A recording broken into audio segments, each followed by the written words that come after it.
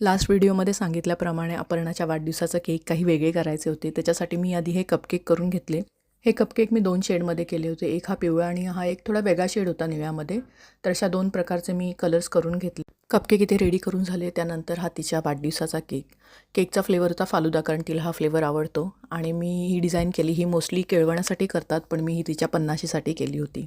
आणि तिकडे गेल्यानंतर आम्ही असे सगळे कपकेक्स आणि केक असं अरेंज करून घेतले. जे कपकेक केले होते ते मी ह्या 50 नंबरसाठीच केले होते.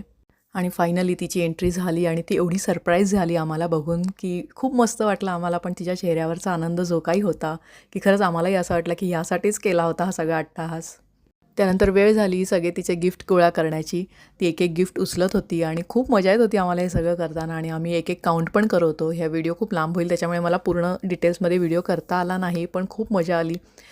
आणि मी माझ्या मैत्रिणीच्या व्हिडिओमध्ये दरवेळेला हे सांगते, की ही मैत्री खूप वेगळी असते ह्या एजमधली आणि ह्या स्टेजमधली.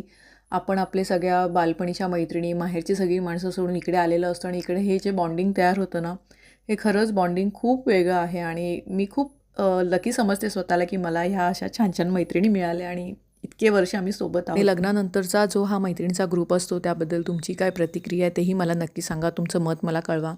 सेलिब्रेशन झालं आणि आम्ही खूप फोटो काढले. एक छोटीशी रीलसुद्धा केली आहे, ती पण मी तुमच्यासोबत शेअर करते. आणि आमच्या मैत्रिणीला सरप्राईज देण्यासाठी केलेला हा छोटासा प्रयत्न तुम्हाला कसा वाटला मला नक्की सांगा. व्हिडिओ आवडला असेल तर नक्की लाईक करा. पेजला फॉलो केलं नसेल तर फॉलो करा. पुन्हा भेटूया एका नवीन व्हिडिओमध्ये. तोपर्यंत बाय. Thanks for watching.